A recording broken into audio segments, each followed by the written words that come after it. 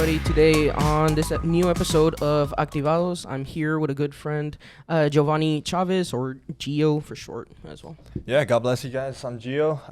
This is my very first time on Activados. It's an honor to be here. Yeah, I'd love to have you, man. We started working together like in November 20? Was it 22? I believe. 22. 22. Yes, I think that's the first time we like officially met, you know. Mm-hmm. And yeah, like I don't know, you always use like vintage lenses and things like that, man. and I the style, man, like film cameras and everything, it's just it's something that I just recently like picked up, and I just started seeing how different it is and how much more tactile it is. And y'all can see, like, look at this. Oh yeah, this is cool, man. My personal cameras, the ones that I use for like heavily when I do my photo shoots outside of church. And I mean, I have clients that love the look of film, and it's back 100%. Yeah, so. I agree. Yeah. It's one of those things where I was actually in my class, and my professor was showing us videos of her former students who learned film in class, using film on set for cinema productions. Like it's crazy how much it can grow and how much it has grown. Oh yeah. And just like now it's like, you know, the old is the new, you know. Yeah. Which is really cool. And I mean, I look at this, it's so tactile. Like, can I touch it? Yeah. Definitely, go ahead, man. So like this stuff is like so just tactile, it's so movable. Everything you just feel it, you know, and that's kind of like the entirety of film. You feel everything. Most definitely. You feel the cartridge, you feel the mag. And then tell me a little bit about this one, actually. So for this one, I got it last year in October. I was finally had the money for it. It was pretty much my dream medium format camera. This one's 35 millimeter. This was 120. This one, the resolution, once you develop the film, you fall in love with it. It looks so good. It's mainly used for studio work. But I've done, street photography. I've taken it to different places that I've traveled to, Chicago, Colorado. And, it's a hassle to carry because it's so big. But the results that you get from it, you just can't get it with 35 millimeter. Yeah. And once you get in the scanner, see the results, you're just blown away. Yeah. No, it's just a whole nother look, and even the viewfinder, you move it one way and it goes the other way, and I'm like, wait, hold on, like at first that tripped me up. Left is right and right is left. First time that I had that experience, I was like, bro, what's going on, man? Yeah. And a buddy of mine, the one who got me into film photography, his name is Doug. Shout out Doug if you're watching this. But he actually gave me the rundown. He's the one who got me into film, gave me my very first film camera, and from there, it got out of hand. I'm not gonna lie, because once you get into film, you're just like, okay, I've tested this camera, but I'm seeing all this great things from this other certain camera, and it just keeps going. It gets to the point where you go from 35 to 120, and then you go to 4x5, and then 8x10, and 8x10 is like the negative is like this big. Yeah. So. Whoa. Yeah, and it gets very expensive. Yeah, that makes sense. So, right now for one roll of 35, this Portra 800, $20 a roll. That right there, almost $40 for the pack. And you can find some for like $100 a pack. Yeah. How many shots do you get in like, let's say one roll? Like so this one's going to be 36 shots. And on medium format, it's a bit different. You can get anywhere from 8 to 12 shots.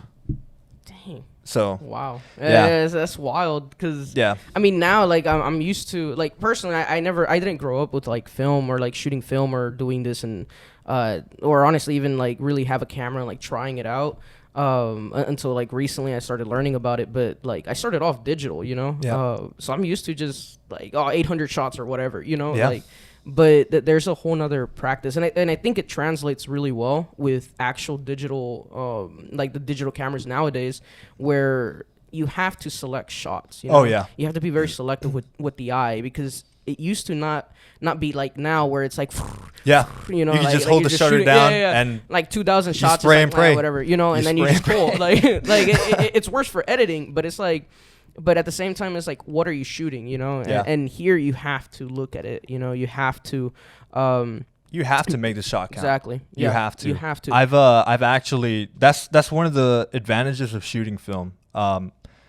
You definitely do have to pay attention. You have to make sure that it's focused correctly. You have to make sure your shutter speed, your aperture, your exposure, that everything's great. Yeah. Because if not, you're either going to get photos that are too dark or too bright, and you can't bring it back. Yep. So and you don't know. Like, that's the thing. You don't know until you get them back. But the beauty in that is that you have to know prior to what you are doing. You know? And you have to know your settings, and it's just amazing, you know. And all of this is money. Like film is money, so it's like literally, it's just you have to be good at it. Like you have to understand it, you know. Like you're gonna get rolls of films where it's like bad, you know, but that's where you learn. You know, that's where you pick it up and then learn. This episode isn't about film, just letting you know. But it's kind of cool how it translates to now, where everything is just from these cameras, you know. Like something cool that I learned in class was footage is actually, it comes from film, because it's like you get 400 feet of roll, or bulk load, big, like huge, and it's like you get it in certain styles, and you have your picture styles, you know, and now we have all that digitally, you know. And the 400-foot roll is like the footage, you know, it's like your SD card. But now it's like, I can just pull it out, boom, and I already have the photos ready to go, you know? Yeah. But like before, it used to be very just, shot selection. What is this, you know? Yeah. Does this look good? Does this not look good? And I think that translates to now, especially because sometimes we just shoot to shoot. But we really got to be selective in our shots in church, in professional work, in everything. Like, we have to know what we're going for and go for it. You know? That's right, man. Yeah. No, yeah. I mean, I of course started off on digital, like majority people. I started off on a Canon Rebel T6. That was like 2016, 2015 that my mom gifted me for my birthday, and ever since then, I would take it everywhere. I try to be the photographer of the family. Honestly, those photos will never come out to light because they were just so terrible. Yeah. But I learned. There was times where I just honestly gave up. I just stopped taking the camera everywhere. I was like, you know what? I'm done. And, you know, I feel like little by little, I was helping out in my church media. I was 17, 18 at the time, and they needed photographers because they didn't have any in the UTs. And I was helping a friend of mine, Sammy. If you're watching this too, shout out to you. But yeah, I mean, we were doing the best that we could with the gear that we could. I know a lot of people were just using their phones and do it that way, but they wanted something a little bit higher quality. Yeah. And I mean, for what we had, we were better off just using our phones. I'm not gonna lie. But iPhone cameras are crazy. Man. They're crazy. Yeah.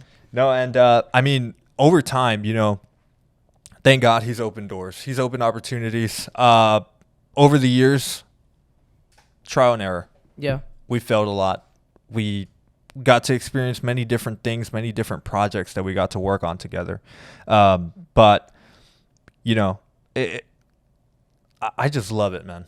I love media. I love doing this. I love being able to capture for church, outside of church, side gigs, whatever it is. It's just a passion. Yeah. But I know that in that time span of 15 to about 18 years old, before I got my actual, professional camera, I tried my very best.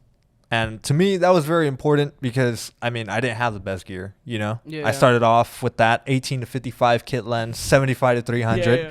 And I was always wondering, why are my shots too dark? Why are they so grainy? Yeah. They don't look good. Yeah. But over time, you just learn to work around that. Yeah. You learn your camera, you know? Yep. That's the important part. You have to learn your camera. Whatever you learn from the camera that you're starting on right now, you can apply that knowledge to the newest camera that you buy. Yeah. It can be a $300 camera. Whatever you learn from that, you can take it to a $6,000 camera. Yeah. And then the knowledge grows. Yep. It keeps growing. But yeah, I had that Canon Rebel T6 from about 2015 to 2020. Oh wow. Huh. And when the pandemic hit, that's when, of course, all the jobs went down. Everything shut down. Yeah. But I remember specifically talking to my parents, and I was like, right now, since everything's shut down, we can't go to church. We can't attend services. What are they doing? They're live streaming, or they're capturing small clips and sharing it on social media. Mm-hmm. And I was like, how can I help? What can I do? And during that time, I remember I was working, what's the word? I'm looking for the word. Part-time. I was working part-time. And I wasn't making enough, but I went ahead and prayed. I prayed on it. I wanted Sony A7 III so bad. That's the camera that Sammy had. So I was like, man, I got it. I got to step up. I need it. And I prayed, of course. And thank God he opened the door. I took that leap of faith. And I still remember the prayer that I told him. I told him, God, if you allow me to get this camera, I'm going to serve you with it. Mm-hmm. And that's that. Yeah. And I remember I bought it with the little money that I had. And it went on from there. I remember being able to go out with my friends, get to know, learn the camera, learn the settings and everything, and then applied it at church. Mm-hmm. Applied it at church, all that knowledge that I learned, and thank God we've been able to do some pretty big projects. Yeah, for sure. And I still remember the very first one. It was for a drama during the pandemic era. Okay. Yeah. We shot it in one day. We edited it in 2 weeks. Oh Lord. Yeah. That's quick. That's quick. Yeah. Yeah, and I remember that drama. It really opened up a lot of opportunities, mm-hmm. because in that time, we needed media people, but it was just 3 of us. It was Sammy, Isaiah, and me doing media, and I still remember they had a special announcement on Instagram. Come watch the drama. Come to the service. I kid you not. In that youth room, we had to bring extra chairs because a lot of people showed up. Oh, visitors, people that used to go to church that when the pandemic hit, they came back. Yeah. And till this day, they're still there. But we had parents show up, and it was amazing. Yeah. The drama played, and I kid you not, that was just a breakdown. The Holy Ghost was moving. It was beautiful. Yeah. But yeah, after that, we kind of just we had to step up. Yeah. We had to see what else can we do to step up from this drama. We've been able to work on music videos. We've been able to do Saturday night worship. My boy Kevy here helped us out. Kevy, Sammy, Marcos, and it was just amazing. Yeah. We've been able to capture all these memories, all these different events that our church has gone through. And to me, that's what's important. That's what's important. Yeah. Being able to document it. Yeah, exactly. And look back on it. Yeah. Because, it's our history. Yeah. Of the church. Everything that we've gone through, Yeah, originally I started capturing stuff just because we realized it was back in 2020, give or take, when my brother got my first camera, a little Canon M50, dude. Yep. That thing is amazing. Yeah. I still look back, and I'm like, wow, these shots were they were not good, I'm like, I posted this. But a lot of it is trial and error. But originally I started thinking about it, I always thought always just pressing a button and then you're done. But then I started slowly realizing that it's to capture memories, and sometimes you miss out on moments and you want to look back at them and you don't have anything of it. When my dad passed, all I wanted was more photos of him. I wanted to see kind of maybe his growth too, and then I realized, we only have these many shots. It's not we didn't have like so many videos of him. We didn't have a lot of pics of him. We didn't have a lot of pictures of him like preaching. No videos of him preaching. Well, a couple maybe, but like here and there, very scattered. And of course not like really high quality. Like phones back then were not anywhere where they are now. But it's a lot of it's a lot about documenting, capturing memories, and right now seeing that just the growth, especially after the pandemic, like I thinking about it like in hindsight, it's like the pandemic really opened this ministry up to everybody. And I think I talked about this with Kevy in Kevy's episode, but like it opened it up for so many people, for youth to just participate in something else. And it's a great way to start off too. Because live streaming, like you're documenting the service, you're capturing the moments inside of the service, everything live. Like it's kind of amazing, like to think about it. Like you can be in a whole nother part of the world and still be able to see our service. Oh yeah. And that's just, it's just amazing. And it's, and I've said it before, it's like modern age evangelism, people look for that and they get it, they get the content.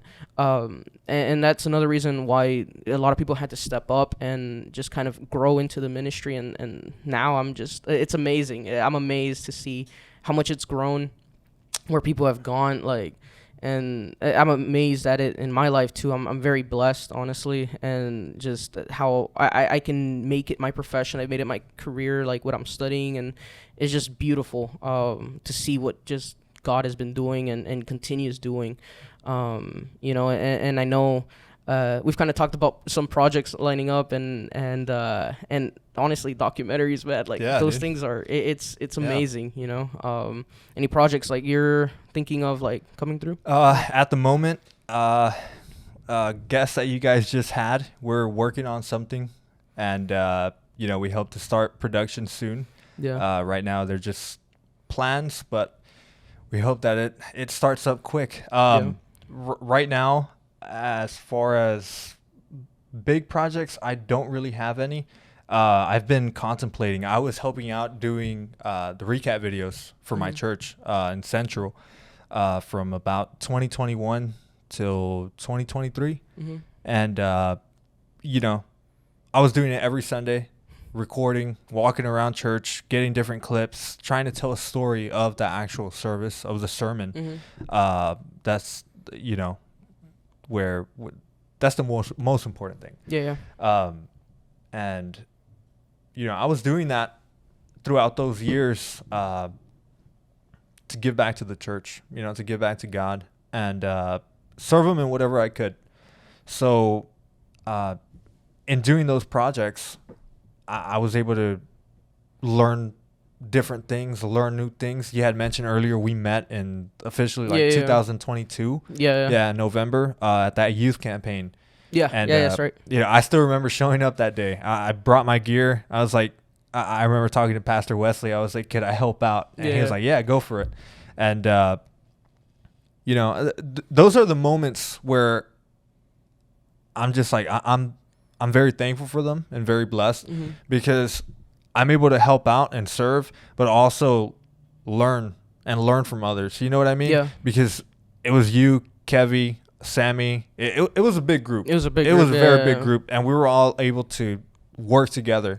And serve together, and it was a huge blessing. It really was, and being able to see all the work that was put out for that, that's amazing. I was doing all those recap videos. I loved them. I did. I got to a point where in 2023, I remember the very last day on New Year's Eve, I went, recorded the video. As soon as everything was over with, I went back to the house, and in that week I edited the video, and I put so much effort into it, really so much effort. And as soon as it was posted, glory to God, that video got a lot of like traction. It got a lot of people loved it. And I was able to share it with family members, and they were able to receive people who weren't in church, and it was beautiful. But after that, after that, man, everything just went downhill. I got so burned out. Yeah. I got to a point where I just didn't take my camera to church anymore, you know? Yeah. I couldn't do it. Yeah. It's exhausting. Yeah. Yeah. It was just me doing the videos. Oof. So I didn't have anybody else. There was people who were willing, but at the same time, they didn't want to take that next step. You know what I mean? I see. Yeah. But yeah, after that, I was just. Yeah, looking at that, it's like, and some people do want to learn, you know, but it's like sometimes, you know, you gotta also step back, you know, and then I'm not saying like you specifically, right? But like it's like sometimes the leader does have to take a step back to allow the others to grow, you know. And dude, I felt the same way, you know, like it really is burnout from, you have to put out like straight up just creative content constantly, like, because social media, so you need to do social media. Well, in my case, you have to do social media, live streaming, the photos, graphics, like everything, you know. It's a lot, you know, like whenever you like pick up a camera, it's like, okay, cool, now you're just media everything, you know, and it's exhausting, like, and doing it for like, now I'm doing it for like 4 years now, and it's like it does take a lot of time. It takes a lot of time for each and everything, and it gets exhausting because you're just doing it constantly. But that's where other people come in, you know, and it's good to teach them and let them experiment, you know, let them trial and error, let them learn from like, oh wait, my shutter does this, like, huh, interesting, like, what about my ISO, you know? And it's like, that's where they grow, and honestly, that's where they also allow you to take breaks. You know? Like, no, and on that, you know, I feel like I was getting very burned out because I wanted to receive while the service was going on, but I was more invested in getting the shot, making sure that I got the shot, and you know, you can hear the word while you're there. You can listen to it, but then all of a sudden you're like, okay, do I have enough footage? Do I have enough for when I go into editing? I make sure that everything you flows. get coverage. Because if this shot doesn't work, I got to make sure I have this as backup. Another one. So, you know, you're in that moment. You're feeling the spirit move, but you're just like, you're listening, you're hearing, you're watching, but you're not receiving. You know, and it's like, I think, and this is just like a personal thing, but I think like musicians also like experience that big time. In the sense of when you're playing, you can also like, it's like flowing through you, right? And I'm not saying it's not the same for like photography, like media, but something that I've seen a lot is that we're like outsiders looking in. We have to see it from a different perspective, and sometimes that perspective kind of consumes us, and we just become numb. At least in my case, like that's kind of what happened, and it's just it gets, and that's where, you know, you're like, oh wait, this is where it's like burnout, you know. And you really got to have a step back, and you got to step back, let others take over, and, you know, let them grow, let them learn like you learned, and just kind of go from there, right? And kind of return to receiving only, you know, and slowly building back up to. No, and thank God, you know, as soon as I just decided, you know, I'm going to take a break from this, there has been people who have stepped up, and I've seen the progress. I've had them, you know, come up to me and ask me on separate questions, you know, what do you think about this? What do you think about that?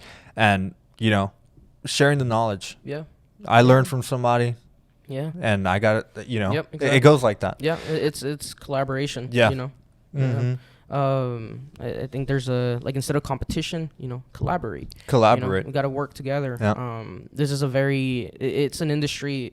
The film industry is a heavy team effort. It's everything is just teams, you know. I was seeing convention this year, and it's like there was like, I think like 40 different people like working and stuff. I'm like, that's awesome, you know, like that's great, you know, seeing everybody just working together and just kind of growing in their own things, and it's just beautiful to see how much, like, in the past 4 years, how much this ministry has grown, and just kind of where it's taking everybody. It made me learn that I really love it, and this is what I want to do, you know. And it's just beautiful, you know. Yeah. And they did talk about this a lot with Kevy, but yeah, it's just beautiful to see where the ministry is going, where it's been, seeing where it's headed, and kind of making plans for it too, you know. Yeah. And honestly, I want to do some documentaries now. Yeah, man. No, me too. Same for me. I mean, you had asked me earlier if, you know, there's any big projects. I have been sitting on some. I've been trying to get the certain people who I want to make documentaries for. I've already reached out to them. They've agreed. They're getting their archives and everything. So I hope, big you plans. know, we can start recording end of this year, beginning of next year. So, yeah, but it's always been a dream. I think that's one of the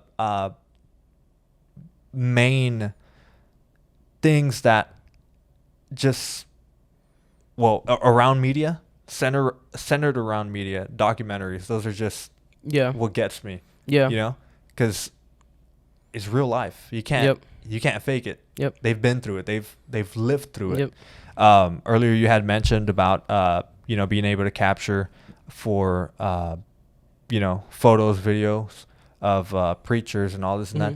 You know, for my pastor, that's one of the reasons why I kept going as well, because, you know, we didn't have any of our founding pastor. We only had a couple.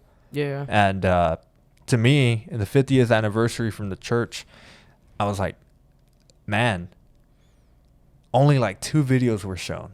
Whoa. Yeah. And I'm like, I didn't get to know him. Yeah. So I don't know who he is. But, you know, right now that we're living life and this new generation is rising up, you know, I don't want that to happen again. You know what I mean? Yeah, now that we have all this technology, we have all this. Yeah, we have the resources. Yeah, we have the resources. Like, you can get something cheaper. Use your phone. Shoot. Yeah. Like anything, you know. But now we're here at this point in time, and it's like there's a lot to do, and I love it. You know, like, man, we love it. So most definitely, man. Yeah. Thank you, man, for joining us. You know, it was a good time, man. A good time for sure. Apart from all the hiccups and stuff, like pre-recording, pre-recorded. But yeah, no, it's been a pleasure for sure. And definitely. Thank you guys for watching this episode of Activados. Like, share, subscribe, follow him on Instagram. Yeah, man. Yeah. Shameless plug. Yeah, shameless plug, right? God bless y'all. Check out some of the work. So yeah, God bless you guys. Yeah, and future projects and stuff too. So So, God bless. God bless. Hi, thank you for joining us this week on this new episode of Activados. It was a privilege for you to be here with us, and if you haven't subscribed to our channel, please go do it quickly. Go do it now. If you haven't liked our videos, you're missing out. That like button is good for you. Also, go look us up on Instagram, Facebook, any of those platforms are going to be on there. And always have the joy of the Lord in your heart. There's nothing better than being with us every Thursday on Activados. Thank you very much. Have a great day.